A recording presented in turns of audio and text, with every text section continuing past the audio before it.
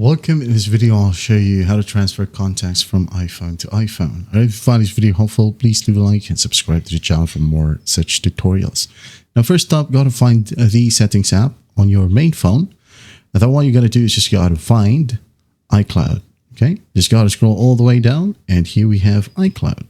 So tap on it, wait for it to load. Once it loads, here we have iCloud backup. Okay, make sure that iCloud backup is enabled. All right, and you tap on backup now. And then once that's done, go back, go to see all right here, tap on it, and then in here make sure that you enable contacts. Okay, so it will be backed up to your iCloud. Now what you're going to do next is just go ahead and open up the other phone. Now the other phone, just make sure to log into the same Apple account or iCloud account right here. Okay, that's basically it.